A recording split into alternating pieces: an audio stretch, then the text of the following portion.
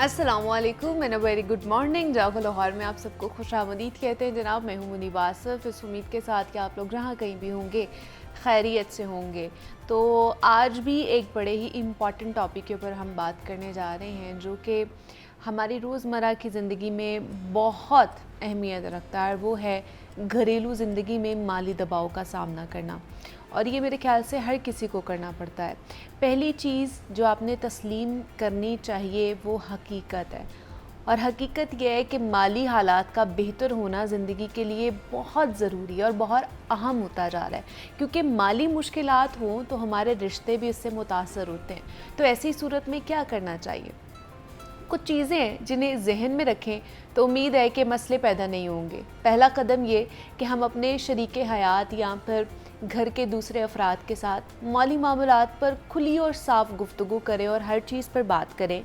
ये मत समझे कि बात हो गई है तो अब बस बात से कोई फ़ायदा नहीं है। बात करने के बाद भी बात करने में ही हल निकलता है, और ताल्लुकात में इसके अलावा कोई राह नहीं बचती है। बाज़ औक़ात हम बड़ा धोखा खा रहे होते हैं कि अब बात नहीं करनी चाहिए, कि बात से मसले नहीं हल होते हैं। कुछ ऊंच नीच हो सकती है, ठीक है, मगर गैप लें और फिर सब कुछ कम्युनिकेट करें। और वैसे भी माली मसाइल के बारे में बात करने से हमारी जो तवक्कुआत हैं या फिर ख़दशात हैं वो क्लियर रहते हैं। दूसरा कदम, अपना बजट बनाएं और माली मनसूबाबंदी करें, यानी कि प्लानिंग करें। इससे क्या होता है, इससे हमारी जो आमदनी है और जो अखराजात है ना, उसका हिसाब रहता है हमें, और ये भी वाज़े रहता है कि हमने कहाँ कटौती करनी है हमारा, जिसकी वजह से हमारा माली दबाव कम हो सकता है, हमारी ज़रूरियात और ख्वाहिशात में तवाज़ुन रहता है। बजट का फ़ायदा ये है कि इससे हमारी इनकम हमारे मुताबिक इस्तेमाल होती है। हमें कम से कम ये परेशानी नहीं रहती है कि वो कहाँ चली गई है या कहाँ लग गई है, जो एट दी एंड हम महीने के एंड पर कह रहे होते हैं कि पता ही नहीं चलता है कि पैसे कहाँ चले जाते हैं, इतनी महंगाई होगी। वो इसलिए होती है कि हम लोग बजट नहीं बना रहे होते हैं, हम बेदरेग इस्तेमाल कर रहे होते हैं किसी भी चीज़ का। तो जब आप बजट बनाते हैं, जब आप प्रायोरिटाइज़ करते हैं कि ये चीज़ें हैं, ये ख्वाहिशात हैं और ये ज़रूरियात में आती हैं चीज़ें, तो जब आप ख्वाहिशात को पीछे रख के ज़रूरियात को पूरा करने की कोशिश करते हैं तो फिर आपकी चीज़ें ठीक हो जाती हैं। तीसरा जो आपने स्टेप लेना है वो ये है कि हम एक दूसरे की हिमायत करें और मुश्किल वक्त में एक दूसरे का साथ दें। जब हम माली मुश्किलात का हमें सामना करना पड़ता है ना, तो हमें एक दूसरे की हौसला अफजाई की बहुत ज़रूरत पड़ती है, और इसी से एक ख़ानदान की हार्मनी और एहसास का ताल्लुक़ भी कायम रहता है। वरना सब गैर मुतवाज़न हो जाता है और नाखुशी की सूरत हाल पैदा होना शुरू हो जाती है। हम इस मुसीबत को तो नहीं टाल सकते हैं जो हमारे ऊपर अब आन पड़ी है, मगर हम उस पर बर्ताव ऐसा ज़रूर कर सकते हैं कि वो आहिस्ता आहिस्ता ख़त्म हो जाए और ये हमारे ऊपर मुनहसर है। चौथा कदम ये कि जज्बाती इंटेलिजेंस का होना, यानी हमें अपने और दूसरों के जज्बात को समझना चाहिए, उनका एहतराम भी हमारे ऊपर लाजिम होता है। इससे हम बेहतर अंदाज में बातचीत करते हैं, मसाइल का हल ढूंढ सकते हैं। बाकी जब ये हालात हमारे बस से बाहर हो जाएं तो हमें कुछ मुश्तरका फ़ैसले करने की ज़रूरत पड़ती है। यही आखिरी मगर अहम कदम है कि माली मामलात पर मुश्तरका फ़ैसले करें। ये ना सिर्फ माली दबाव को कम करता है बल्कि रिश्तों को भी मजबूत बनाता है। जब हम मिलकर कोई डिसीजन लेते हैं ना, तो हम सब एक दूसरे की राय का एहतराम करते हैं और एक दूसरे के साथ ज़्यादा जुड़े हुए महसूस करते हैं। तो बस ये याद रखें कि माली दबाव एक चैलेंज होता है और उसे हम मिलकर ही उससे निमट सकते हैं या उससे निकल सकते हैं। मसले बनाएंगे तो मसले बढ़ते चले जाएंगे, जिनसे ख़ासा नुकसान होता है सबका। तो इन पर हिकमत अमली या बाहमी एहतराम से काम लेंगे ना, तो रिश्ते महफूज भी रहेंगे। वैसे भी कोई भी चैलेंज हो वो आर्जी होता है, वो परमानेंट नहीं होता है। कुरान में भी अल्लाह ताला का फरमान है कि हर मुश्किल के बाद आसानी है। तो सब्र से काम लें और मोहब्बत, एहतराम और ताउन का दामन कभी भी ना छोड़े। याद रखें कि मुश्किल हालात में ही पता चलता है कि कौन हमारा है और कौन पराया है। इनसे ही पता चलता है कि कौन कितना बड़ा इंसान है और कौन कितना काम आ सकता है आपके। ये मुश्किल इंसान ही लोगों की पहचान कर, ये मुश्किल हालात ही लोगों की पहचान कराते हैं। तो इसलिए अल्लाह ना करे कि कभी किसी के ऊपर ऐसा कोई मुश्किल वक्त आए। दुआ तो हमें हमेशा यही करनी चाहिए कि अल्लाह पाक सबके लिए आसानी पैदा करे, हमारे लिए भी, आप लोगों के लिए भी। लेकिन फिर भी कभी ना कभी परेशानी हो जाती है, मुश्किल हालात से दो चार हो जाते हैं, मुसीबतें आन पड़ती हैं, लेकिन उसमें भी आपने सब्र व तहम्मुल का दामन कभी भी नहीं छोड़ना है। और मेरा ख्याल है कि लोगों से उम्मीदें वाबस्ता करने से बेहतर होता है कि अल्लाह से जो है ना वो उम्मीद लगाई जाए और अल्लाह से मांगा जाए, ना कि लोगों के आगे हाथ फैलाया जाए। ख़ुद को आप इतना केपेबल कर ले, इतना मज़बूत कर ले कि आपको किसी और की ज़रूरत ना पड़े। आप किसी से अनएक्सपेक्टेडली चीज़ें वाबस्ता ना कर लें, जिनके बाद जब वो चीज़ें पूरी नहीं होती हैं तो हमें धचका लगता है, हमें फिर हर्ट होते हैं हम लोग, हमें फिर बुरा भी लगता है कि हमारे ऊपर अगर मुसीबत आई है तो कोई और हमारे पास क्यों नहीं आया हमारी मदद करने। हमें ये नहीं सोचना चाहिए, हमें अल्लाह से मदद मांगनी चाहिए। अल्लाह ज़राए पैदा करता है, अल्लाह ने उन लोगों के थ्रू, अल्लाह ने बराह रास्त तो हमारी मदद करनी है, लेकिन अल्लाह उन लोगों को भी चुनता है जिनके ज़रिए वो आपकी मदद करने की कोशिश करता है।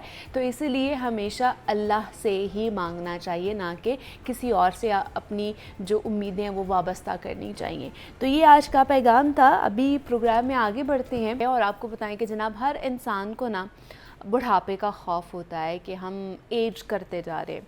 बुढ़ापा आने के वक्त का तयन नहीं किया जा सकता और ना ही बुढ़ापे का कोई उम्र से ताल्लुक़ है। बाज़ अफराद 60 की उम्र में भी नहायत ही एनर्जेटिक और फिट हमें नज़र आते हैं, जबकि कुछ अफराद 40 साल की उम्र में ही बूढ़े नज़र आना शुरू हो जाते हैं। ख़वातीन में बुढ़ापा जल्द अपने असरात दिखाना शुरू कर देता है, जिसकी बड़ी जो वजह है ख़वातीन में कैल्शियम का ख़त्म होना, जोड़ों के दर्द का बढ़ जाना, वर्जिश ना करना शामिल है। और तिब्बी और ग़िज़ाई जो माहिरीन हैं उनके मुताबिक सेहत, लंबी उम्र और मुतहर्रिक रहने का बराह रास्त ताल्लुक़ आपकी ग़िज़ा और आपकी एक्सरसाइज से होता है।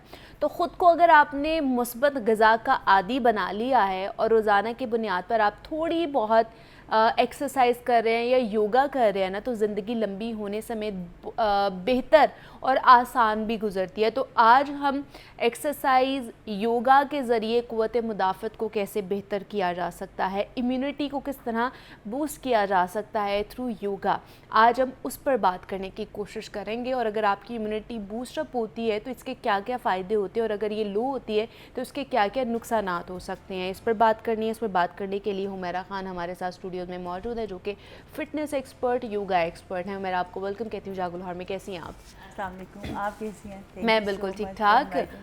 हुमैरा, सबसे पहले तो बताइए कि इम्यूनिटी इस मौसम में बहुत से लोग कहते हैं कि हमारी इम्यूनिटी लो हो जाती है, क़ुव्वत मुदाफ़त लो हो जाती है, तो लो होने के क्या क्या नुकसानात होते हैं और इसको बूस्टअप करने का क्या फ़ायदा है हमें?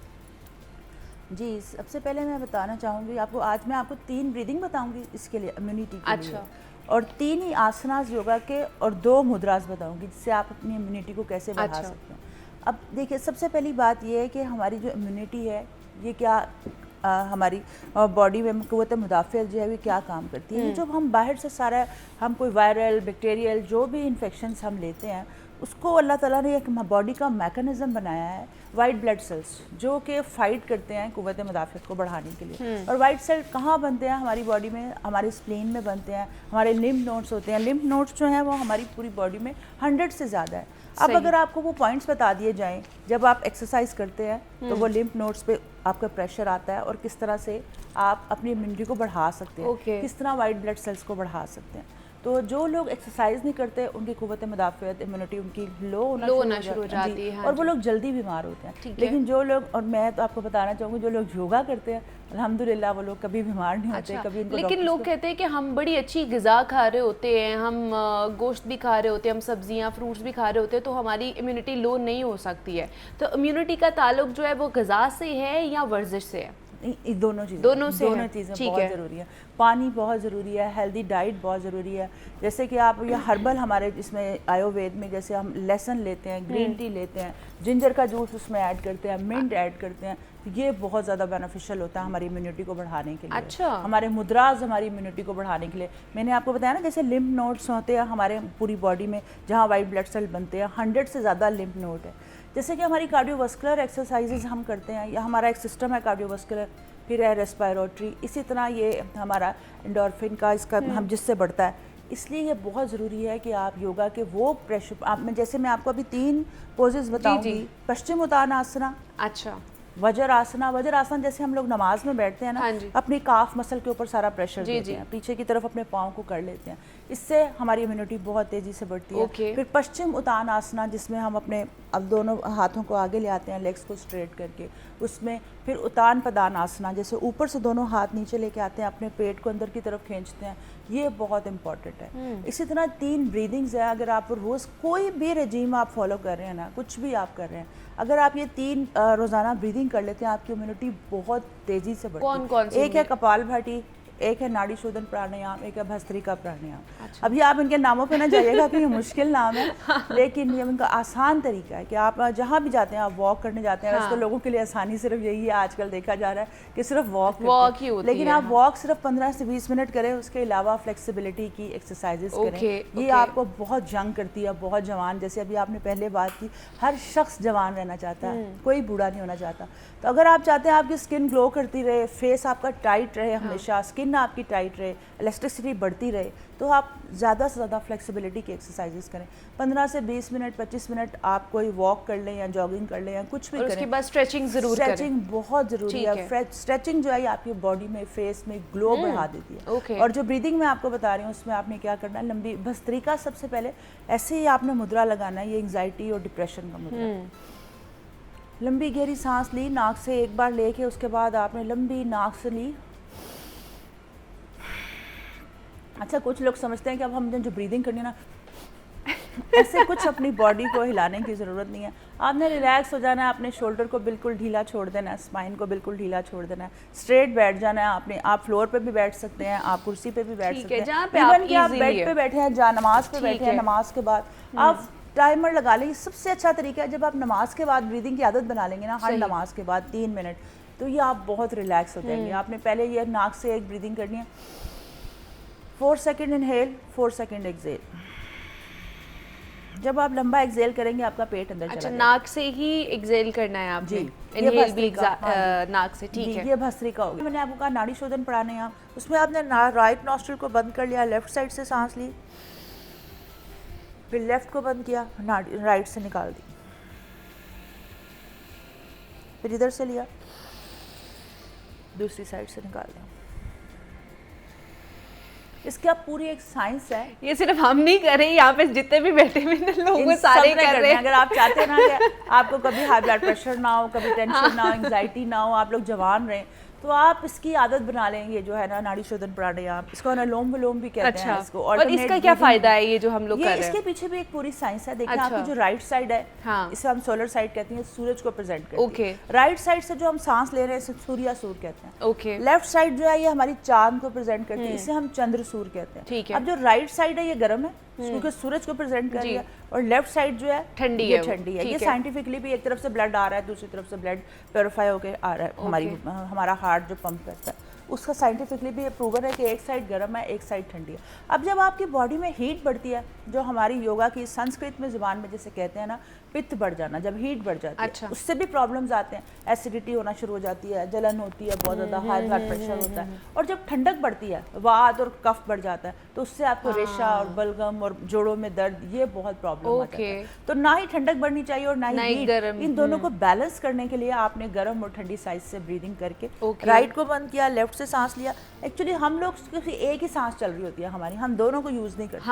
आप कभी भी फील करें, आप यहाँ भी पूछ लेना, अगर आप फील करें किया तो कभी होगा नहीं कि कौन सी वाली साइड से हम सांस। बहुत से लोगों के एक नोस्ट्रल जो बंद भी होती है। हाँ जी, तो अगर आप ये 10-10, 5-5 मिनट से आदत बना लें, जैसे हम सोशल मीडिया यूज करते रहते हैं ना घंटों बैठ के या बातें, तो तब अगर हम ब्रीदिंग करने की आदत बना लें, लंबी लंबी सांसें लें, तो आधी प्रॉब्लम्स तो वहीं खत्म हो जाएगी। ब्रीदिंग करने से जैसे मैं हमेशा ही बताती हूँ आपको कि खाना खाए बगैर आपके एक रिसर्च के मुताबिक आप 25 से 30 दिन 40 दिन भी जिंदा रह जा सकते हैं। हाँ। पानी के बगैर आप 6 से 7 दिन जिंदा रह सकते हैं, लेकिन ऑक्सीजन के बगैर 5 मिनट्स भी जिंदा नहीं रह सकते। ऑक्सीजन इतना ज़रूरी है। आपकी मसल किससे बनता है? पानी से बनता है, प्रोटीन से बनता है, ऑक्सीजन से बनता है। हम ऑक्सीजन प्रॉपर इनहेल ही नहीं करते। जब तक प्रॉपर ऑक्सीजन हमारी ब्रेन में नहीं जाएगा, हमारे तमाम बॉडी के फंक्शन, पूरे ऑर्गन्स को काम करने के लिए ऑक्सीजन चाहिए। अगर आप चाहते हैं आप जवान रहें, आप खूबसूरत रहें, आपकी इम्यूनिटी बढ़ती रहे, तो पूरी ब्रीदिंग पे आप देखें, पूरी दुनिया को ये पता चल गया कि जिम जाना है। पूरी दुनिया को ये पता चल गया कि सिर्फ तो फिर क्यों नहीं इस साइड पे क्यों नहीं आते? अगर ये इतना आसान तरीका है योगा और ये ब्रीदिंग करना, और इससे बहुत से मुख्तलिफ बीमारियों से आप जान छुड़वा सकते हैं, फिर भी क्यों नहीं आते? चैनल्स के थ्रू से तो हम लोग बता रहे हैं लोगों को कि इससे आप बहुत तेजी से कुव्वत मुदाफ़ियत को बढ़ा सकते हैं। नहीं, लोग कहते हैं कि ये बहुत स्लो प्रोसेस है, इस वजह से लोग इस साइड पर नहीं आते हैं। वाकई ऐसा है? नहीं नहीं नहीं, बिल्कुल भी नहीं। अब मैं तो आप ये देखें, इस वक्त योगा से पूरी दुनिया में हर बीमारी का इलाज किया जा रहा है। इवन कि आपकी जो आर्टरीज हैं वो भी खुल जाती हैं, हार्ट की आर्टरीज जो हैं वो भी खुल जाती हैं, बैक पेन क्या, आर्थराइटिस क्या, कैंसर पेशेंट्स तक इससे क्योर किए जा रहे हैं। क्यों? इसलिए कि जो बॉडी में अल्लाह ताला ने आपकी पावर रखी है ना, जो बॉडी बीमारियों के सेल बना रही है ना, वही बॉडी उस सेल को खा भी रिकवर करना, अंदर ही सेल बने हैं ना बीमारियों के, तो बॉडी ही उनको खा लेती है। अगर आप उसको अपना उस मैकेनिज्म को यूज़ करें, अगर अपने ब्रेन को यूज़ करें, हम जैसा अपना ब्रेन लेके आए ना वैसे 1-2% यूज़ करके ले जाते हैं। अपने ब्रेन पावर्स को यूज़ करें, मेडिटेशंस करें। ये जो एंजाइटी, डिप्रेशन, आप यकीन करें, मैं लास्ट 20 ईयर से योगा क्लासेस दे रही हूँ। मेरा अपना फिटनेस स्टूडियो है। लोग मेरे पास आते हैं, मेरा ख्याल है दूसरा या तीसरा शख्स जो है ना वो यही कहेगा मैं मेंटल एंजाइटी, डिप्रेशन का शिकार, हाई ब्लड प्रेशर है, डायबिटीज़ है, ये उसकी मेडिसिन ले रहे हैं, उसको बीमारियां कंसीडर ही नहीं कर रहे। और ये जो डिप्रेशन बढ़ता जा रहा है, नींद का प्रॉब्लम है, आप यकीन करें जो साल से 10-10 साल से लोग नींद की दवाइयाँ लेते हैं, मेरे पास 1 घंटे योगा करते हैं ना, तो वो कहते हैं मैम हमने दवाइयाँ। क्या बात है, वाह जी वाह। मतलब योगा इतना इफेक्टिव होता जा रहा है, बल्कि ये शुरू से ही था, अवेयरनेस अब आती जा रही है लोगों के अंदर के मुख्तलिफ बीमारियों का इलाज योगा के थ्रू कर सकते हैं। तो आज हमने आपको बताया कि आपने अपनी इम्यूनिटी को किस तरह बूस्ट करना है थ्रू योगा। हमने ब्रीदिंग बताई है आपको, हमने मुद्रास बताया है कि आप घर पर बैठ कर ये करें और अपनी इम्यूनिटी को बढ़ाएं। हमारे साथ हुमैरा खान मौजूद थी। हुमैरा, बहुत शुक्रिया, thank you so much for coming here. और आप भी इनसे कंसल्ट कर सकते हैं अगर आपको भी फिटनेस के हवाले से बात करनी है। और जनाब अब कुछ बात कर लेते हैं सेहत के हवाले से। और क्योंकि ये हफ्ता है ब्रेस्ट फीडिंग वीक मनाया जा रहा है, तो हमने इसी वाले से बात करनी है कि इसकी अहमियत क्या है। क्योंकि माँ बनने का जो एहसास है ना, वो किसी भी नेमत से कम नहीं होता है। और पैदाइश के बाद बच्चे की सेहत के लिए माँ बाप एक अलग ही जद्दोजहद में लग जाते हैं और हर मुमकिन कोशिश करते हैं कि उनके बच्चे की सेहत ठीक ठाक रहे, वो सेहतमंद रहे। लेकिन बच्चे की सेहत के साथ साथ माँ की सेहत का ख्याल रखना भी बहुत ज़रूरी होता है। क्योंकि माँ पहले तो हमल का एक कठिन मरहला तय करती है, फिर उसके बाद जब माँ अपने बच्चे को दूध पिलाती है तो उसके जिस्म में बहुत ज़्यादा तब्दीलियाँ पैदा होती हैं। तो ब्रेस्ट फीडिंग के दौरान माँ को अपनी सेहत का बहुत ज़्यादा ध्यान रखना चाहिए। हार्मोन्स की तब्दीलियों के नतीजे में अगर माँ अपनी ग़िज़ा का ख्याल नहीं रखेगी तो ना सिर्फ माँ बल्कि बच्चे की सेहत भी मुतासर होगी। इसके मुतालिक तमाम अहम बातों को हमने आज जानना है और हमारे साथ मेहमान मौजूद होंगे और इस टॉपिक के ऊपर बात करेंगे कि ब्रेस्ट फीडिंग कितनी इम्पॉर्टेंट है और ये वीक मनाया जा रहा है, इससे बच्चे की सेहत कितनी अच्छी रहती है, माँ की सेहत कितनी अच्छी रहती है, कौन कौन सी ऐसी बीमारियां हैं और उनसे माँ जो है वो बच सकती है सिर्फ़ और सिर्फ बच्चे को दूध पिलाने से। तो इस पर बात करेंगे, हमारे साथ मेहमान मौजूद होंगे। अभी हमारे साथ स्टूडियो में मौजूद हैं अमरीन कलीम है जो कि क्लिनिकल न्यूट्रिशनिस्ट एंड डाइटिशियन है। अमरीन, आपको वेलकम कहते हैं, कैसी हैं आप? थैंक यू सो मच, अल्लाह का शुक्र, मैं बिल्कुल ठीक। अमरीन, क्योंकि ब्रेस्ट फीडिंग वीक मनाया जा रहा है तो हम बचपन से सुनते आते हैं कि जी जो माँ का दूध है उसका कोई नेमुल बदल नहीं है और ये फुल ऑफ न्यूट्रिएंट्स और ग़िज़ाइयत से भरपूर होता है बच्चे के लिए। तो इसमें क्या क्या चीज़ें मौजूद होती हैं और इससे बच्चे की सेहत कितनी ज़्यादा अच्छी होती है माँ के दूध से? सबसे पहले तो हम लोग एक्सक्लूसिव ब्रेस्ट फीडिंग प्रमोट करते हैं। एक्सक्लूसिव ब्रेस्ट फीडिंग का मतलब होता है कि 6 माह तक बच्चे को सिर्फ़ और सिर्फ माँ का दूध पिलाया जाए जी। उसके अलावा आप पानी भी इंट्रोड्यूस नहीं करवा सकते बच्चे को। माँ का दूध इतना ज़रूरी होता है। जिस ह्यूमन बॉडी जो होती है उसमें ब्रेन डेवलपमेंट जो है वो बहुत ज़्यादा ज़रूरी होती है, क्योंकि हमारा बेसिक चीज़ क्या होती है कि हमें अपनी ब्रेन डेवलपमेंट करवानी है, क्योंकि हमारा फिज़िकल हेल्थ जो है वो उस तरीके से हम लोग यूज़ नहीं करते जितना हम लोग ब्रेन यूज़ करते हैं अपना। तो ब्रेन डेवलपमेंट के लिए एक्सक्लूसिव ब्रेस्ट फीडिंग बहुत ज़्यादा ज़रूरी होती है, जो कि 6 मंथ्स तक करवानी लाजमी होती है। अब यहाँ पे हमारे यहाँ पे कॉन्सेप्ट है प्री लैक्टियल मील का। प्री लैक्टियल मील में हमारे पास आ जाता है घुट्टी या तहनीक जिसको हम कहते हैं, वो हम लोग लाजमी करवाते हैं। अब उसमें हमारे जो बड़े हैं वो क्या करते हैं कि शहद लेकर आपके सॉफ्ट पैलेट पे लगा देते हैं। अब जो बच्चा है अभी वो दुनिया में आया है, उसकी बॉडी को इतनी आदत नहीं है हार्श मील्स लेने की, ना ही उसकी इतनी ज़्यादा इम्यूनिटी बिल्ड है। अब स्पेसिफिकली जब हम लोग शहद चटाते हैं तो शहद जो है वो एक बहुत थिक सा हमारा एक लिक्विड या फिर वो होता है, बहुत थिक लिक्विड है, और उसके अंदर बैक्टीरियल ग्रोथ के चांसेस भी ज़्यादा होते हैं। अब इन केस आप शहद चटा रहे हैं बच्चे को तो उसकी इम्यूनिटी तो बिल्ड है ही नहीं, तो अगर उसको कोई बैक्टीरियल इन्फेक्शन हो जाता है तो उसकी बॉडी उस तरीके से रिस्पॉन्ड नहीं करेगी, उसके खिलाफ नहीं लड़ सकती।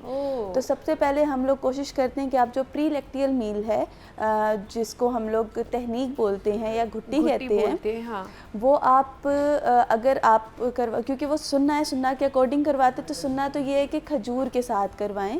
खजूर का जो अच्छे से आप कोई भी जो आपका पाइस या राइटियस पर्सन होता है वो अपने सलाइवा के साथ उसको अच्छे से मैश करता है और सिर्फ उसका फ्लेवर देना है, मीठा फ्लेवर देना है। Yes exactly. अब हमारे यहाँ पे तो पूरा हाथ, और फिर हम लोग की वो हाइजीन भी नहीं रहती, और बस उस वक्त होता है कि बच्चा जैसे ही बाहर आया तो कोई ना कोई गुट्टी दे उसको। एग्जैक्टली। तो वो चीज़ जो है ना, उस चीज़ में आपको एक तो हाइजीन का ख्याल रखना है, आपके हाथ धुले होने चाहिए। दूसरा आप कोशिश करें कि आप कोई भी ग्लूकोज ले सकते हैं, ग्लूकोज आप उसके पैलेट पे लगा सकते हैं, आप चीनी लगा सकते हैं अगर खजूर नहीं है, लेकिन डायरेक्टली उसको शहद ना दें। अच्छा ठीक है। ठीक।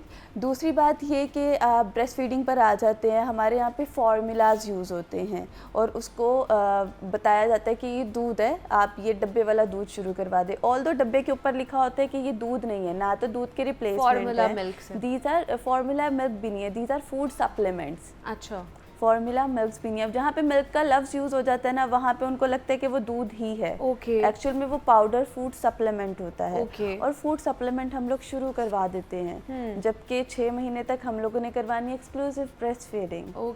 दूसरी चीज़ ये कि कोलोस्ट्रम बहुत इंपॉर्टेंट होता है, जो कि पहली ग़िज़ा होती है बच्चे के लिए, जिसको हम पीला दूध कहते हैं। और हमारे बहुत से ऐसे एनवायरनमेंट के लोग हैं, एरिया के लोग हैं जो उसको अवॉइड कर देते हैं, उसको खराब लगता है कि ये खराब है तो इसको अवॉइड कर दिया जाए। और यहाँ पर एक चीज़ मैं ऐड करती चलूँ कि अभी तक आपका ह्यूमन मिल्क का अल्टरनेटिव बना लिया है, लेकिन कोलोस्ट्रम का अल्टरनेटिव अभी तक नहीं बना। अच्छा। और कोलोस्ट्रम देना इतना ज़रूरी होता है कि कोलोस्ट्रम में आपकी बहुत ज़्यादा एंटीबॉडीज़ होती हैं जो कि इम्यूनिटी आपकी स्ट्रॉन्ग करेंगी। Now if you are avoiding colostrum या उसको फेंक देते हैं तो बच्चे की इम्यूनिटी उस तरीके से बिल्ड नहीं होती। इम्यूनिटी बिल्ड नहीं होती तो वो इतना न्यूट्रिशियस होता है। एग्जैक्टली। वाओ। आपकी पूरे 6 मंथ की एक्सक्लूसिव ब्रेस्ट फीडिंग से ज़्यादा न्यूट्रिशियस वो कोलोस्ट्रम होता है जो सिर्फ 1 या 2 दिन के लिए प्रोड्यूस होता है आपकी बॉडी में। So this is very important. तो सबसे पहले तो अभी ब्रेस्ट फीडिंग वीक चल रहा है, तो उसमें आई वुड सजेस्ट कि कोलोस्ट्रम को ज़ाया ना किया करें। कोलोस्ट्रम लाजमी बच्चे को पिलाया करें, वो ख़राब दूध नहीं होता। येलोइश कलर का होता है, थोड़ा फैटी मिल्क होता है, तो लोगों को लगता है कि वो गंदा है, लेकिन वो गंदा नहीं होता, वो हाईली न्यूट्रिशियस होता है और आज तक उसका अल्टरनेटिव भी नहीं आया गया है। और उसके बाद तो दूध जो है ना वो आपने पिलाना ही पिलाना, और 6 महीने तक बच्चे को आपने ब्रेस्ट फीडिंग करानी है। यस, क्योंकि आपका जो है ना जब मिल्क प्रोडक्शन स्टार्ट होती है ना, ह्यूमन मिल्क प्रोडक्शन, तो वो बच्चे की एज के लिहाज से स्टार्ट हो रही है। अल्लाह ताला ने एक निज़ाम ऐसे बनाया हुआ है कि फर्स्ट डेज में जो आपका मिल्क आता है वो इतना थिक नहीं आता, वो बिल्कुल वाटरी आता है, वो बच्चे की नीड के हिसाब से होता है। जैसे जैसे 6 मंथ तक ग्रोथ होती रहती है, अल्लाह ताला का निज़ाम ऐसा है कि वैसे वैसे मिल्क भी थिक होता रहता है, उसकी न्यूट्रिएंट वैल्यू मज़ीद इंक्रीज़ होती रहती है, लेकिन वो बच्चे के हिसाब से होती है। ठीक है। अब थोड़ा सा मेडिकल साइंस की तरफ भी चले जाते हैं कि वो किस तरह इस चीज़ को लेकर चलते हैं ब्रेस्ट फीडिंग वीक मनाया जा रहा है, तो डॉक्टर सुंबल अफजल ने भी हमें ज्वाइन किया है, जो कि गायनेकोलॉजिस्ट हैं। डॉक्टर साहब आपको वेलकम कहते हैं जागो लोहार में, कैसी हैं आप? जी बिल्कुल ठीक, अल्हम्दुलिल्लाह। आप कैसे हैं? हम भी बिल्कुल ठीक ठाक। डॉक्टर साहब, क्योंकि ये मनाया जा रहा है, ब्रेस्ट फीडिंग वीक मनाया जा रहा है, माँ के कह ले कि दूध का नेमुल बदल कोई नहीं है, हम वही बात कर रहे थे। एग्जैक्टली बिल्कुल, मैं इसमें बहुत कुछ ऐड करना चाहती हूँ। आज ये बड़ा अच्छा प्लेटफॉर्म है, क्योंकि मैं हर डिलीवरी, हर सिजेरियन के बाद अपने पेशेंट को बस एक ही बात काउंसल करती हूँ कि please breast feeding, exclusive breast feeding, माँ का भी फ़ायदा है, बच्चे का भी फ़ायदा है, हर बीमारी से बचत हो जाती है। क्या फ़ायदा है माँ को, खास तौर पर क्या फ़ायदा है ये बताएं। सबसे इम्पॉर्टेंट बात कि हमें सबसे ज़्यादा फिक्र क्या होती है कि हमारा वेट ऑन हो गया है, हम मोटे हो गए हैं, क्या करेंगे। तो सबसे बड़ा फ़ायदा जो होता है ना, जब माँ 8 से 10 दफ़ा दिन में और रात में बच्चे को फीड करवा रही होती है, तो ऑटोमेटिकली उसकी weight reduction, even weight gain 35% reduction during puerperium में ही उन 40 डेज में ही शुरू हो जाती है। और आप स्मार्ट नज़र आना शुरू हो जाते हो, आपकी हेल्थ अच्छी होना शुरू हो जाती है, आपकी इवन यूट्रस जो बच्चेदानी जिसे हम कहते हैं वो इन्वोल्यूट होना शुरू हो जाती है, लाइक अपनी शेप में आना शुरू हो जाती है। और ब्लीडिंग के प्रॉब्लम कम से कम होते हैं। आपको लिकोरिया जिसे आम जुबान में कहते हैं, इन्फेक्शन, डिस्चार्ज, उन सारी चीज़ों से बच जाते हैं आप। और सबसे इम्पॉर्टेंट बात है कि आपकी फैमिली प्लानिंग में ये बहुत हेल्प आउट करती है।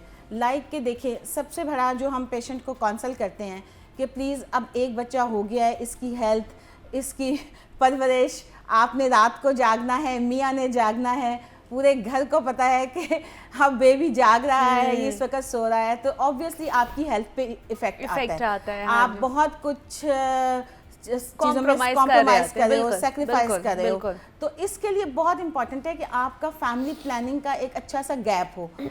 अल्लाह ताला ने नेचुरली, आप जब ब्रेस्ट फीड करवा रहे होते हो तो आपको 70 to 80% मदर्स में पीरियड नहीं आते, जिसे हम लैक्टेशनल एमेनोरिया कहते हैं। उसी में आप कंसीव भी नहीं कर पाते। यूजुअली 90% तो नहीं कर पाती, मगर रेयर केसेस होते हैं जिसमें आप कंसीव कर लेते हो। बट ये एक नेचुरल फैमिली प्लानिंग का मेथड है। अच्छा, दूसरा कहा जाता है कि ब्रेस्ट फीडिंग से आपकी छाती के कैंसर या ब्रेस्ट कैंसर होने के चांसेस भी बहुत कम हो जाते हैं। बिल्कुल, मैं इसी तरफ आ रही थी कि रीसेंट रिसर्च के मुताबिक उन्होंने ये हमें एविडेंस बेस्ड प्रूफ किया है कि आप अगर बेबी को एक्सक्लूसिव फीडिंग कराते हो तो छाती के कैंसर से 50% आपका रिस्क दूसरी माओं की बनिस्बत कम हो जाता है, जो कि बच्चों को दूध नहीं पिला रही होती। ठीक है। तो ये एक बहुत बड़ा गॉड गिफ्टेड चीज़ है, जिससे हम बहुत सी बीमारियों से भी बच जाते हैं और हमारी स्क्रीनिंग होती रहती है, बेबी हमारे साथ अटैच रहता है। अब हम आते हैं कि बच्चे को क्या फ़ायदा होता है। देखिए, आजकल जहाँ पे हम हर जगह पे शोर मचा रहे हैं कि ग़िज़ा अच्छी नहीं है, हम कौन सा दूध लें, हम क्या खाएं, हम चिकन खाएं, हम मटन खाएं, हम क्या खाएं। तो सबसे अच्छी बात है कि जो ही बच्चे की बर्थ होती है, अगर तो नॉर्मल डिलीवरी है तो हम फ़ौरन ही बच्चे को माँ के साथ अटैच करते हैं। हाँ। और माँ का दूध आने लग जाता है। सबसे बड़ा मिथ जो यहाँ मैं डिस्कस करती जाऊँ, हमारे बड़े कहते हैं कि जी पहले 2 दिन का दूध जहरीला होता है। अभी हम उसी के ऊपर बात कर रहे थे कि वो कितना न्यूट्रिश होता है और हम उसको खराब समझ के जो है ना अवॉइड कर देते हैं। उसका कलर चेंज होता है, लेकिन उसमें एंटीबॉडीज होती हैं। ठीक है। एंटी बैक्टीरियल एक्टिविटी जो है बच्चे में जो आती है, उससे प्रिवेंशन हो जाती है। इम्यूनिटी बूस्टर है। आपको कैल्शियम, मल्टीविटामिन सब कुछ माँ के दूध में प्रॉपर अमाउंट में मिल जाता है। और दूसरा, एक्सट्रीम वेदर, अब तो एक्सट्रीम लाहौर में भी गर्मी है और एक्सट्रीम सर्दी भी पड़ती है। तो उठना, दूध बनाना, इस सारी हैसल से भी माँ भी महफूज और बच्चा भी महफूज। बच्चे के बहुत सारे मसाइल हवा लग जाना हल हो जाते हैं। क्या बात है। अच्छा, आपकी तरफ आऊँगी, अमरीन के ग़िज़ाइयत के हवाले से हम बात कर रहे थे। अब माँ की ग़िज़ाइयत, जिसमें हम लोग बहुत हैवी चीज़ें भी माँ को खिला रहे होते हैं इन 40 डेज़ के पीरियड में, कि जी आप बहुत सी घर में बनाई जाए, पंजीरियाँ बनाई जाती हैं, इस तरह की और भी बड़ी चीज़ें बनाई जाती हैं जिससे फ़ायदा होता है माँ को। तो वाकई ये चीज़ें भी माँ को हैवी ग़िज़ा खिलानी चाहिए इस टाइम ऑफ पीरियड में? अच्छा, इस चीज़ के ऊपर ये कहना चाहूँगी कि किसी भी चीज़ की ज़्यादती जो होती है ना वो आपकी सेहत के लिए हार्मफुल होती है। तो आप पंजीरी खाएं, लेकिन ऐसा नहीं है कि आप किलो 1.5 किलो खिला दें क्योंकि बाद में आपने वेट लूज का टेंशन भी आप ही को होता है। तो आप क्या करते हैं, आप खाना खाते हैं लेकिन फिर आप एबनॉर्मल तरीके से खाते हैं। उसमें ये होता है कि आप अपना पोर्शन साइज कंट्रोल करके खा सकते हैं, आप न्यूट्रिएंट डेंस फूड्स खा सकते हैं, आप अपना प्रोटीन इनटेक अच्छा कर लें, अपने नट्स वगैरह आप खाएं लेकिन एक लिमिट में खाएं, क्योंकि इनके सर्विंग साइज़ होते हैं। हमारे रेगुलर बेसिस पे जितने भी मील्स होते हैं उनके एक सर्विंग साइज़ होते हैं, आप सर्विंग साइज़ के हिसाब से खाएं। बच्चे को कितने रिक्वायर्ड है आप उसके हिसाब से खाएं। ऐसा ना हो कि आप 3 बंदों का खाना एक टाइम पे खा लें तो फिर ऑब्वियसली वो आपका वेट पुट ऑन कर देगा और इसके अलावा आपको मजीद तो इस दौरान में मतलब दूध दही इन चीज़ों का इस्तेमाल कर सकते हैं कि नहीं कर सकते? सब चीज़ों का इस्तेमाल कर सकते हैं लेकिन एक लिमिट के अंदर आप कर सकते हैं। अगर आप एक प्रॉपर पैटर्न के साथ खाएंगे और आप प्रॉपर पोर्शन कंट्रोल करके खाएंगे, आपको पता होगा कि आपने किस टाइम पे किस चीज़ क्या चीज़ खानी है। अब ऐसा होता है कि हम लोग इतने बेहतियात होते हैं कि हम लोग लेट्स सपोज आप शावर लेके आ रहे हैं, फिर आते साथ आपने दही खा लिया, लेकिन क्योंकि माँ ब्रेस्ट फीडिंग पे होती है तो उसको बहुत ज्यादा भूख लगती है। बिल्कुल, तो उसके लिए फिर क्या करे, वक्फे वक्फे से खाए, क्या खाए कि उसका वेट भी ज्यादा पुट ऑन ना हो कि वो इस तरह की चीजें खाई जा रही है। अगर हर 15 मिनट बाद या आधे घंटे बाद भूख लग रही है तो वो पंजीरी खाई जा रही है या कुछ ऐसी चीजें खाई जा रही है जिससे वेट भी गेन होता जा रहा है। तो वो स्नैकिंग में क्या खा सकते हैं? स्नैकिंग में ना आप लोबिया बॉईल करके रख सकते हैं, चने बॉईल करके रख सकते हैं। अगर आपका बहुत, और उसके अंदर नट्स आप ऐड कर लें। आप प्रॉपर पंजीरी ना बनाए, पंजीरी इज वेरी हेल्दी लेकिन समहाउ वो बहुत ज़्यादा जो है ना हाई कैलोरी हो जाती है और उसमें फैट का कंटेंट भी ज़्यादा होता है। तो आप उसकी जगह आप लोबिया ले लें और चने ले लें और साथ आप अपने नट्स थोड़े बहुत ऐड कर लें। आपने अगर मंचिंग करनी है, आपको क्रेविंग हो रही है, आप उस चीज़ की मंचिंग कर लें। वो बहुत ज़्यादा हेल्दी होता है, प्रोटीन रिच होता है, फैट भी इतना ज़्यादा नहीं होता, तो that would be a very good option. अच्छा, लास्टली जो मुझे पहले पूछना चाहिए था सवाल घुट्टी का, हम लोग पहले भी बात कर रहे थे कि हम जैसे बच्चा बाहर आता है तो हम शहद चटा देते हैं उसको, क्या ये चीज़ करनी चाहिए या नहीं करनी चाहिए? इससे बैक्टीरियल इन्फेक्शंस बढ़ सकते हैं बच्चे के लिए। देखिए, सबसे बड़ी मज़े की बात है, अभी ये परसों मेरे पेशेंट की डिलीवरी हुई, उसने कहा डॉक्टर साहब मुझे आपकी घुट्टी दिलवानी है तो मैंने कहा मैं तो आपको अवॉइड करवा रही हूँ। देखें, घुट्टी आपका बहुत बड़ा हमारा वो फैमिली ट्रेडिशन है, बट क्या कहें कि इसमें सबसे ज़्यादा जर्म्स हम खुद ही इंट्रोड्यूस करवा रहे होते हैं। और सबसे बड़ा मसला है जर्म्स के अलावा बेबी की सकिंग पावर डेवलप नहीं होती। वो जो आप शहद वगैरह दे रहे होते हैं वो बाज़-औक़ात बच्चा इनहेल कर जाता है और उसी की वजह से आपने अक्सर सुना होगा कि हमने बच्चे को दूध पिला के या कुछ खिला के लिटाया और बेबी होश में नहीं आया, वो इनहेल कर जाता है जिसकी वजह से ये प्रॉब्लम आती है।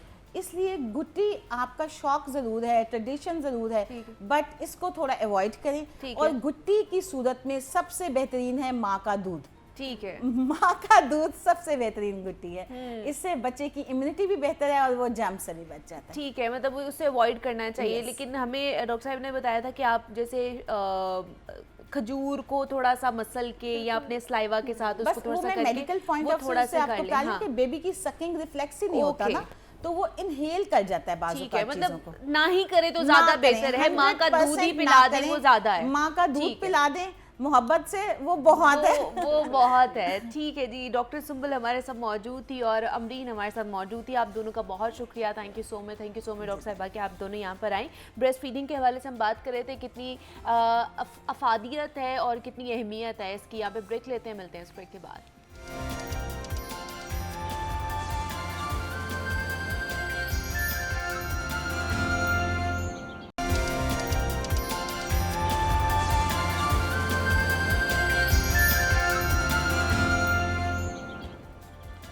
वेलकम बैक टू जागो लाहौर। जनाब, अब कुछ बात कर लेते हैं लाहौर शहर के हवाले से। और लाहौर समेत पंजाब भर में हेपेटाइटिस एंड एड्स के मरीज़ों में ख़तरनाक हद तक इजाफा होता जा रहा है, जो तशवीशनाक अमर भी है।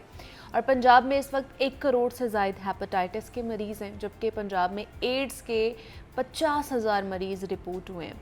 और हेपेटाइटिस एड्स के फैलाव का बाइस बनने वाली जाली दंदान साजों के खिलाफ एक्शन लेने और स्टाफ की स्क्रीनिंग करने का फैसला भी किया गया है। दूसरी जानिब ब्यूटी सैलून्स और बार्बर्स शॉप्स भी हेपेटाइटिस के फैलाव की बड़ी वजह बन रही है। तो हुकूमती इदारे इस पर क्या कर रहे हैं और इस पर तफसीलन गुफ्तगू कर लेते हैं। हमारे साथ नुमाइंदा लाहौर न्यूज़ बिलाल चौधरी मौजूद हैं, टेलीफोन लाइन पर हैं, उनसे बात करते हैं। बिलाल, आपको वेलकम कहते हैं जागो लाहौर में। बिलाल, हेपेटाइटिस और एड्स के मरीज़ बढ़ते जा रहे हैं, जो कि जिसके फिगर अगर देखा जाए तो हैरानकुन फिगर है, तशवीशनाक अमर है। तो इस हवाले से हुकूमती जो अहदेदारान हैं, हुकूमती इदारे हैं, वो क्या क्या इनिशिएटिव्स ले रहे हैं? जी बिल्कुल मुनीबा, ये सबसे अहम बात ये है कि इस वक्त हम जिस टॉपिक पे गुफ्तगू कर रहे हैं, ये सबसे हसास इस वक्त टॉपिक है पाकिस्तान के हवाले से, चूँकि ये इस वक्त लाहौर का, ये पंजाब का इशू नहीं है, ये पूरे पाकिस्तान का इशू है।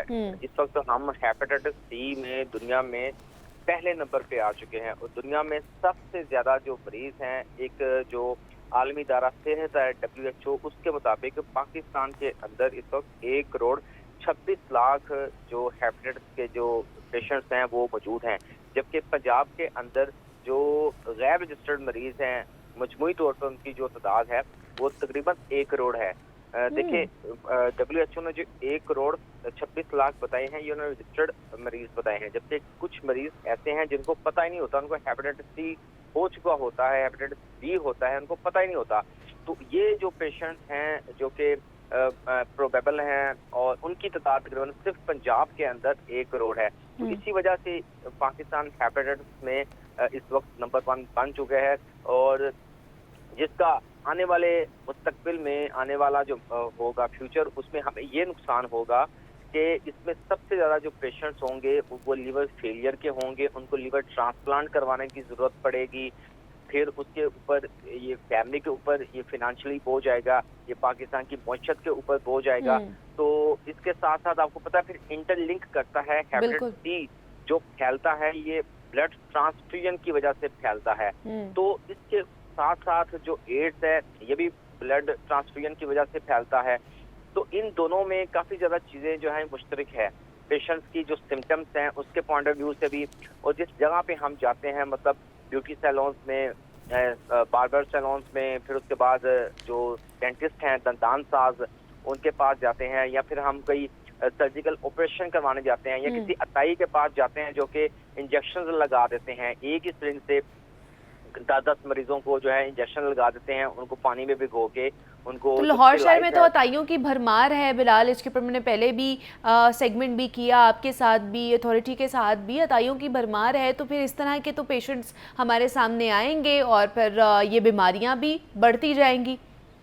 बहुत अच्छी बात ये देखें, एक जो आइडियोलॉजी है वो ये है कि हम पूरे पाकिस्तान का बजट भी अगर अस्पताल बनाने पे लगा दें, लोगों की मेडिसिन पे लगा देना, तो मेरा ख्याल है ये भी कम होगा जी। ठीक है, हम पूरा इंफ्रास्ट्रक्चर जितना इस वक्त मौजूद है एक और भी बना ले तो फिर भी कम होगा।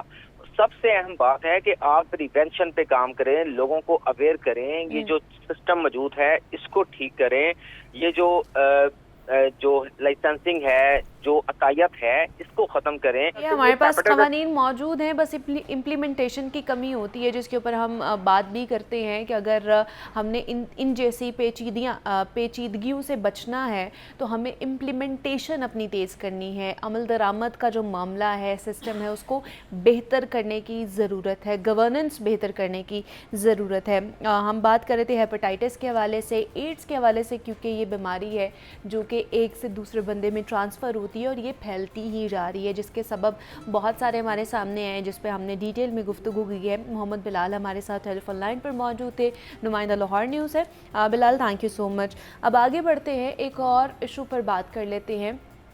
लाहौर में मौजूद फ़ॉरेन मिनिस्ट्री का ऑफिस डिग्रियों की तस्दीक के अमल में सुस्त रवि का बाइस बन रहा है और बैरून मुमालिक जाने वाले हज़ारों अफराद तस्दीक के अमल में ताख़ीर का शिकार हो चुके हैं, जिसका फ़ायदा दफ्तर के बाहर एजेंट माफिया उठा रहे हैं। सादा लोग होते हैं जो कि माफिया के हत्थे चढ़ जाते हैं, और डिग्रीज़ की तस्दीक का अमल सुस्त रवि का शिकार क्यों है और इन एजेंट माफिया के ख़िलाफ़ कब कार्रवाई होगी, इस पर हमने बात करनी है। इस पर बात करने के लिए लियाकत अंसारी टेलीफोन लाइन पर हमारे साथ मौजूद हैं, नुमाइंदा लाहौर न्यूज़ है। अंसारी साहब, आपको खुशामदीद कहते हैं जागो लाहौर में। अंसारी साहब, यहाँ पर भी एजेंट माफिया आ गया है, फॉरेन मिनिस्ट्री के बाहर भी, हर जगह हम देखते हैं। पहले पासपोर्ट ऑफिस के बाहर भी देखते थे, वहाँ पर भी पूरा एक एजेंट माफिया बैठा हुआ होता था जो कि लोगों से पैसे बटोरा होता था। अब ये डिग्रियों की तस्दीक के हवाले से भी एजेंट माफिया जो है वो मुतहर्रिक हो गया है। क्या अपडेट्स हैं आपकी इसके पास? देखिए मुनीबा, दो तरह की जो है वो कागजात की तस्दीक होती है। एक तो जो है उसमें आम तस्दीक है जो कि वॉकिंग से जो है वो फॉरेन ऑफिस उसकी तस्दीक कर देता है, आप जाएं लाइन में लगें और उसी दिन आपकी कागजात की तस्दीक हो जाती है। लेकिन अब जो मुख्तलिफ ममालिक हैं उन्होंने अपोस्टाइल जो है वो तस्दीक का एक अमल नया शुरू किया है, जिसे तकरीबन महीना 1.5 महीना हुआ है। उसके बाद जो है अगर फॉरेन ऑफिस को तस्दीक कर देता है तो फिर मुतल्लिका एम्बेसी से जो है उन कागजात की जिसमें कैरेक्टर सर्टिफिकेट हो, डिग्री हो या कानूनी दस्तावेजात हो, उनकी तस्दीक की जरूरत नहीं होती। पहले ये होता था कि पहले फॉरेन ऑफिस तस्दीक करता था, फिर मुतल्लिका एम्बेसी से तस्दीक होती थी। तो वहाँ भी 2 मराहल में जो है वो शहरियों को पेचीदगी से गुजरना पड़ता था, मुश्किलात से गुजरना पड़ता था, क्योंकि एम्बेसी से भी जो है मुतल्लिका मुल्क की जो है वो कागजात की तस्दीक के लिए वक्त लेना पड़ा। एक लंबा मरहला होता था, जहरीज या TCS या इनसे महीनों लग जाते होते थे और उनकी फीसें अलग होती थी। फॉरेन ऑफिस की तो बड़ी मामूली फीस होती थी, तो एम्बेसीज और जो मुतल्लिका कुरियर कंपनी थी उनकी भी फीसें अदा करनी पड़ती थी। अब अपोस्टाइल सिस्टम शुरू कर दिया गया, जिसके बाद मुतल्लिका एम्बेसी की जरूरत नहीं होती और वो डॉक्यूमेंट जो है वो उस मुल्क में जाकर जिस जॉब के लिए या जिस मकसद के लिए जहाँ पे अप्लाई करना वो कागज बैलेट तस्वर होता है। अब सूरत हाल ये है कि तकरीबन 1 महीना तो जो है वो लाहौर के फॉरेन ऑफिस में इस बात की प्रैक्टिस थी कि वॉक इन जो है वो कागजात लेकर उसकी तस्दीक की जाती थी। लेकिन उसका ये होता था कि क्योंकि बहुत बड़ी तादाद में दरखास्तें थी तो शहरी जो है वो रात को ही जो है आकर लाइनों में लग जाते थे और रात 8-9 बजे ही लाइन बननी शुरू हो जाती थी। सारी रात लोग जो है वो लाइन में बैठते थे ताकि सुबह जो है वो टोकन लेकर जो है तो अपने कागजात की तस्दीक करवा सकें। तो क्या इस अंसारी साहब इसको इस तरह नहीं लेकर चला जा सकता कि ट्रांसपेरेंसी भी आ जाएगी और इसको हम ऑनलाइन भी शिफ्ट कर सकते हैं, उसके थ्रू भी बहुत सारा जो बर्डन है वो कम हो सकता है और ट्रांसपेरेंसी भी हो सकती है? देखिए इसमें बर्डन तो काम है कि अब हम आपके पास ये अमल असल बुनियादी जरूरत ये है कि आप ऑनलाइन भी करवा दें। तो मुनीबा, दरखास्तें अगर एक दिन में अगर 5000 दरखास्तें आ जाए और 200 कागजात तस्दीक करने की कैपेसिटी हो तो फिर बाकी के जो कागजात हैं वो तो जाहिर अगले दिन पे उससे अगले दिन पे उस दिन पे पेंडिंग होते जाएंगे। बुनियादी तौर पर इस वक्त 7 के करीब कोरियर कंपनियों के लाहौर में मुख्तलिफ स्टेशन हैं जहाँ पर आप अपने जाकर कागजात जमा करवाते हैं, उनसे स्लिप लेते हैं, उनको फीस भी जमा करवा देते हैं और उसके बाद आप वो कुरियर कंपनी आपको हथवी डेट भी नहीं देती, 20 से 25 दिन के बाद कहते हैं कि आप चेक कर लीजिएगा। तो बुनियादी जरूरत ये है कि स्टाफ को बढ़ाया जाए यहाँ पर और अगर मुमकिन हो सके तो दूसरी शिफ्ट को भी शुरू किया जाए ताकि क्योंकि लोग बिखसूस तलबा या फिर ऐसे लोग जो वर्क परमिट पे जिन्होंने जाना होता है और वहाँ पर उनका पहुँचना सही होता है उन्हीं दिनों में 10-15 दिन में 20 दिन में, तो उनको लिए ये मुश्किलात होती हैं। तो फॉरेन ऑफिस के लिए यही मुनासिब रहेगा कि एजेंट माफिया हो या कोई भी जो नाजायज फायदा उठाने वाले हैं उनसे निपटने के लिए यही है कि इसको 24/7 किया जाए। पूरे दिन हफ्ते के 7 दिन काम और रात को भी एक शिफ्ट हो ताकि ये सिलसिला चल सके। जो तो नॉर्मल तस्दीक होती है वो सेम डे अप भी हो जाती है, लेकिन जो अपोस्टाइल है जिसको हम कहते हैं कि उसके बाद एम्बेसी के कागजात की तस्दीक की जरूरत नहीं होती, उसमें वक्त लग रहा है। ठीक है, ये तमाम तो सूरत हाल थी फॉरेन मिनिस्ट्री के हवाले से जहाँ पर सुस्त रवि का शिकार होते जा रहे हैं, हमारी डिग्री तस्दीक कराने जाते हैं। तो जनाब लियाकत अंसारी नुमाइंदा लाहौर न्यूज़ हमारे साथ मौजूद थे, इस हवाले से अपडेट कर रहे थे कि क्या क्या चीज़ें करने की हैं, क्या क्या इक़दाम करने की हमें ज़रूरत है अगर हमने यहाँ पर भी टाउट माफिया से बचना है। तो लियाकत अंसारी साहब, बहुत शुक्रिया आपके वक्त का, आपने इस पर हमें अपडेट किया है। यहाँ पर ब्रेक लेते हैं, मिलते हैं इस ब्रेक के बाद।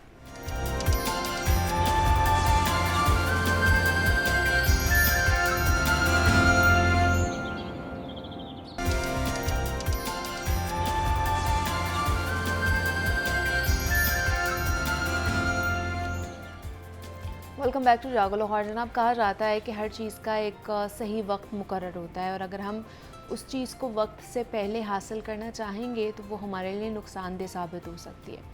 और इसमें कोई शक भी नहीं है कि हम सब अपनी ज़िंदगियों में बहुत कुछ पाना चाहते हैं और बहुत कुछ हासिल करना चाहते हैं, और ये कोई अनोखी बात भी नहीं है। दुनिया का हर एक इंसान ऐसा चाहता है।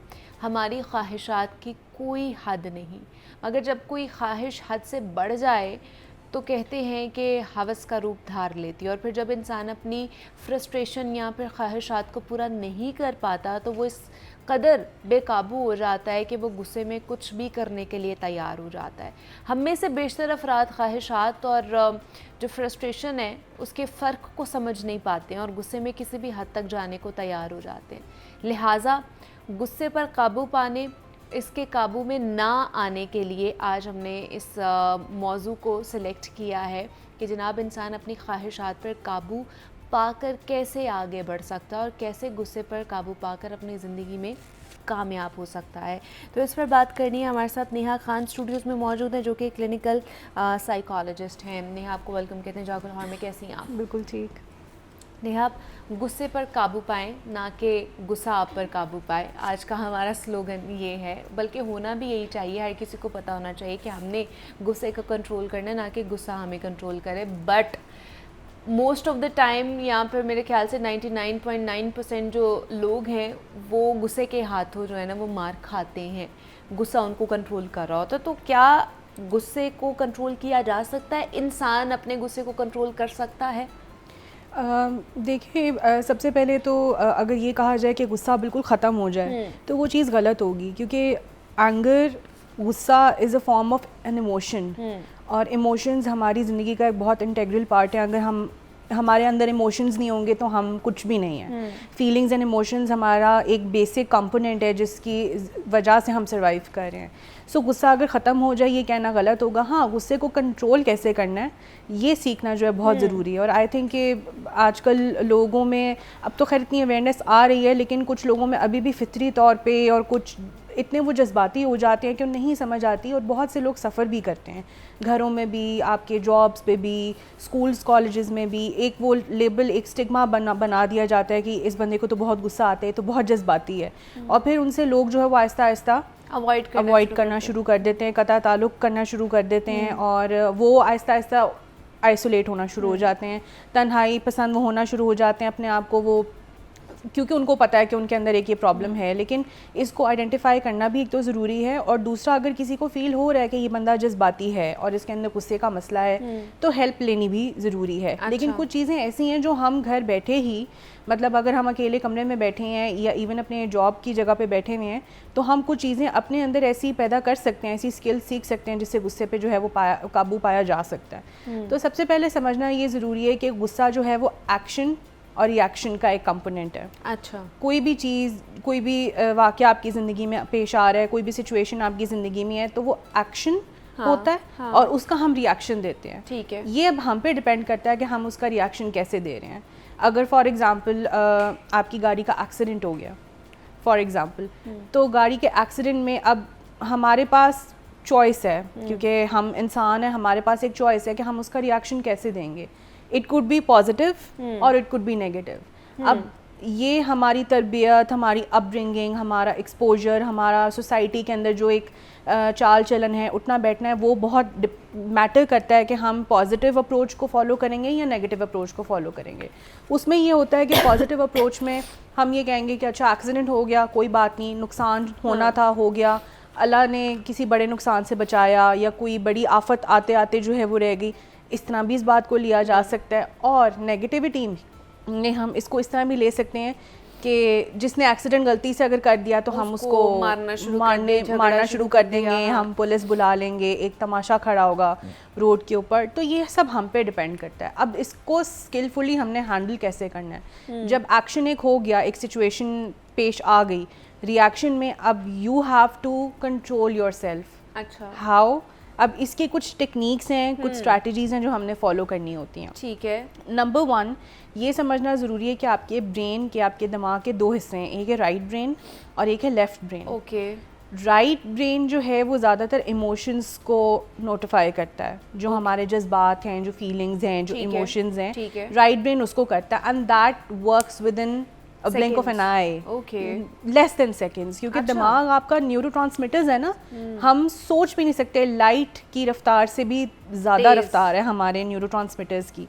So it works like that. However जो लेफ्ट ब्रेन है हमारा, वो काम करता है लॉजिक पे, लॉजिक पे, रैशनल पे, वो 3-4 मिनट के बाद एक्टिवेट होता है। अच्छा, कोई सिचुएशन आई, जिस तरह एक्सीडेंट की मैंने एग्जांपल दी है, तो राइट ब्रेन जो है वो आपको कहेगा कि बस इसका गला दबा दो और इसको बस यहीं ख़त्म कर दो और इसको मतलब जो आप कर सकेंगे, जो आपका दिमाग आपको कह रहा है और जो आपको समझ में आ रहा है आप वो करेंगे।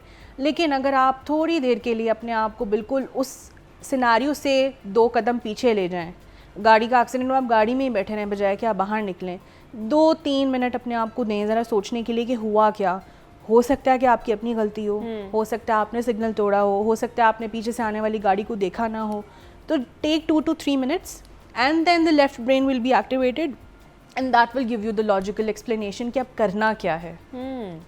सो वो लेफ्ट ब्रेन जो है वो आपको बताएगा कि आपका नेक्स्ट स्टेप क्या होना चाहिए। अब नेक्स्ट स्टेप में ऑब्वियसली वो 2 से 3 मिनट में आपका गुस्सा भी थोड़ा बहुत ठंडा हो जाएगा, आपके जो जज्बात उभर के आ रहे हैं वो भी काबू में आ जाएंगे, and you will exactly know that how to take this particular scenario in a natural positive way. जो हमारा इंसान है ना, हमारे मुख्तलिफ इमोशंस हैं, तो हमारा ये दिल करता है कि हमें ये भी मिल जाए, हमें ये भी मिल जाए। नहीं मिलता कोई चीज़ या हमारी कोई ख्वाहिश पूरी नहीं हो रही होती है तो हमें फ्रस्ट्रेशन होती है, हमें गुस्सा भी आता है। जैसे मैंने पहले भी बात की अपने इंट्रो में कि हम कभी कभी गुस्से में गलत फ़ैसले भी कर लेते हैं, हमें पता नहीं चल रहा होता कि हमारी फ्रस्ट्रेशन या हवस या फिर ख्वाहिशात दोनों में फ़र्क क्या है, या हमने डिसीजन मेकिंग किस तरह करनी है अगर हम गुस्से में हैं।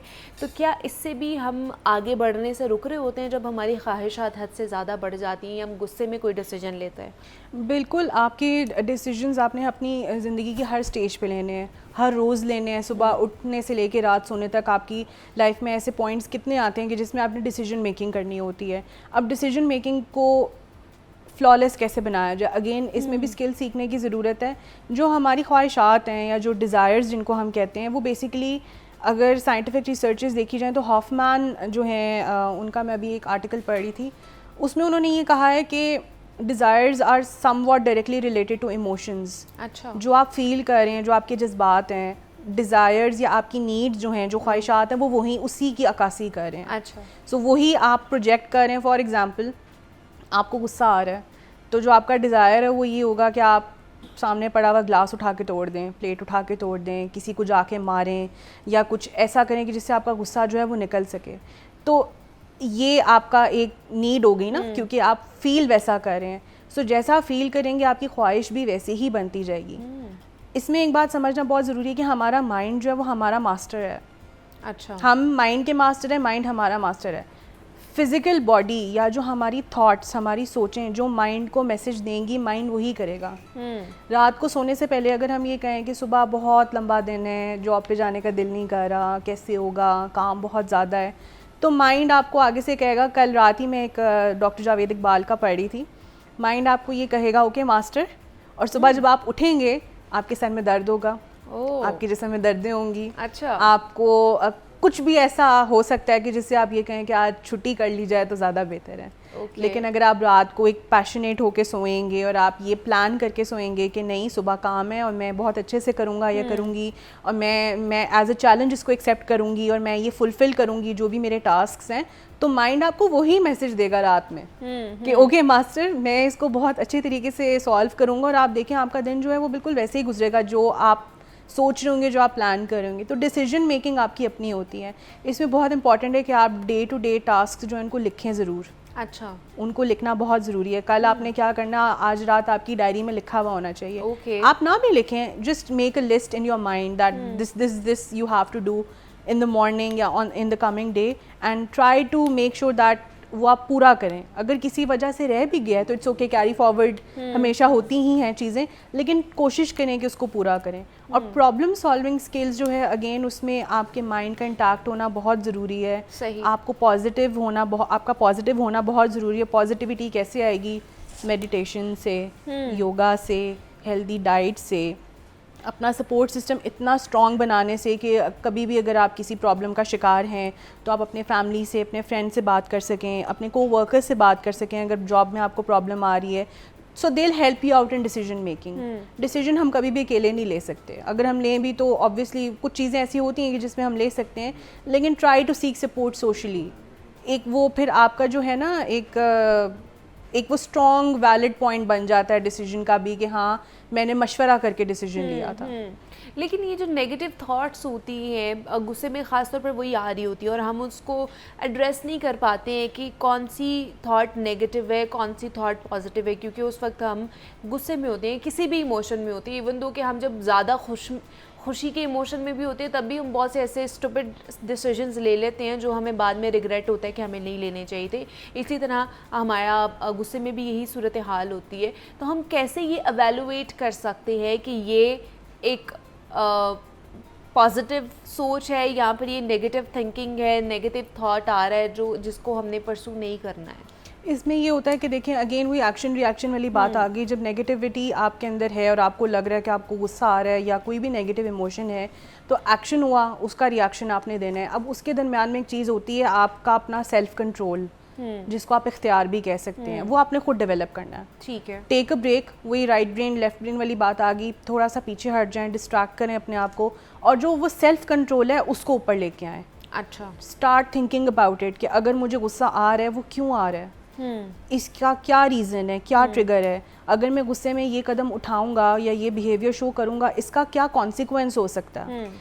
ABC एक मॉडल है जो कि हम कॉग्निटिव थेरेपी में बहुत ज़्यादा यूज़ करते हैं। A is known for activating agent के ट्रिगर क्या था, B इज़ द बिहेवियर जो हम कर रहे होते हैं, जो एक्शन हम कर रहे होते हैं, C इज़ द कॉन्सिक्वेंस कि जो बाद में जाके आपको रिजल्ट्स उसके भुगतने होते हैं। सो ये ABC अगर हम अपनी ज़िंदगी के हर पहलू में अप्लाई करें तो बहुत सारी चीज़ें हमारी जो हैं वो ठीक हो सकती हैं। सो वो जो सेल्फ कंट्रोल जब आपने अपने अंदर एक पैदा की चीज़, एक सिचुएशन हो गई, सिनेरियो हो गया, नेगेटिविटी भरी हुई है और आप कह रहे हैं, मैं अपने आप को कहती हूँ नहीं Neha hold back, stop. So when I say myself stop it means कि मेरे अंदर सेल्फ कंट्रोल है। अगेन ये भी प्रैक्टिस के साथ साथ आता है। बहुत से लोग कहते हैं हम नहीं सेल्फ कंट्रोल कर सकते या हम अपनी जो ओवर थिंकिंग, नेगेटिव थिंकिंग को नहीं रोक सकते हैं, पता नहीं आप लोग कैसे कर लेते हैं। बहुत से लोग एक दूसरे को कह रहे होते हैं कि हम तो कंट्रोल कर लेते हैं अपनी थिंकिंग को या अपने माइंड को डाइवर्ट कर लेते हैं अगर कोई ऐसी थॉट भी आती है। तो बहुत से लोग हैरान होते हैं कि हाउ इज़ इट पॉसिबल कि आप किस तरह डिस्ट्रैक्ट कर सकते हैं। ये प्रैक्टिस के साथ आता है। अगेन इसमें मेडिटेशन, योगा, एक्सरसाइज बहुत ज़रूरी है। अगर आपको नेगेटिविटी आ रही है you can always go to gym, you can do exercise, आप वॉक करें, ब्रिस्क वॉक करें, वो नेगेटिविटी ऑटोमेटिकली टॉक्सिन्स के ज़रिए हमारी बॉडी से निकल जाती है। Practice makes a man perfect. तो जितनी आप प्रैक्टिस करेंगे उतना ही आपको अपने ऊपर सेल्फ कंट्रोल जो है वो समझ में आएगा कि क्या है और आप सीखेंगे इस चीज़ को। अच्छा, दूसरा ये हमारी डाइट का भी बहुत कंट्रोल है या एक रोल प्ले करता है कि हमें हमारे माइंड में किस तरह की थॉट्स आ रही हैं या किस तरह के हार्मोनल चेंजेस हो रही हैं? बिल्कुल, डाइट की वजह से आजकल आप देखें जो हमारे इंजेक्टेड फूड आइटम्स हैं, प्रोसेस्ड फूड्स हैं, उनकी वजह से हार्मोनल इश्यूज़ कितने ज़्यादा प्रेवलेंट हैं। फीमेल्स में तो इतने ज़्यादा हैं कि आजकल फर्टिलिटी इश्यूज पीक पे हैं, मतलब 1 in every 3 women is having PCOS। ठीक है, तो वो PCOS का जो आप साइड इफ़ेक्ट्स देखें या जो सिम्टम उसकी फॉरकास्ट है वो अगर आप देखें, पहली चीज़ मूड स्विंग्स। मूड स्विंग्स क्योंकि आपकी इंसुलिन रेजिस्टेंट या तो PCOS हैं या फिर इंसुलिन जो वो बहुत एक्स्ट्रा ऑर्डिनरी बन रही है, बहुत कम बन रही है, उसकी वजह से आपका थायराइड ग्लैंड जो है वो इफ़ेक्ट होता है। फिर उसकी वजह से आपका वेट गेन हो रहा है, आपको हिर्सूटिज़म हो रहा है जो चेहरे पे और जिस्म पे बाल बहुत ज़्यादा आ जाते हैं। तो ये एक सिर्फ एक मिसाल है, एक डिज़ीज़ की मैं बात करूँ, और अभी कितनी डिजीज़ ऐसी हैं जिसकी जो प्रोसेस्ड फूड्स और खाने की बेहतियाती की वजह से हमारे अंदर जो है वो पल रही हैं। हाइपरटेंशन बहुत बड़ी एक बीमारी आजकल है, शुगर बहुत बड़ी बीमारी, डायबिटीज़ 1, डायबिटीज़ 2, ये चीज़ें जो आपस में इंटरलिंक्ड हैं। सो अगर हम डाइट का ख्याल नहीं रखेंगे तो ऑब्वियसली इवेंचुअली हमें ये चीज़ें हमारा जो मेंटल प्रॉब्लम है वो एग्जैजरेट होगी और उसको फिर कंट्रोल में लाना बहुत मुश्किल है। हेल्थी आपकी फिजिकल हेल्थ भी कॉम्प्रोमाइज़ होगी और मेंटल हेल्थ भी आपकी कॉम्प्रोमाइज़ होगी। तो हमने किस तरह अपने गुस्से पर काबू पाना है, अपनी ख्वाहिशात पर काबू पाना है, इस पर हमने बात की है। नेहा खान हमारे साथ मौजूद थी। Thank you so much Neha for coming here. और इसी नोट पर मुझे इजाज़त दीजिए, अपना बहुत सारा ख्याल रखिएगा। अल्लाह हाफ़िज़।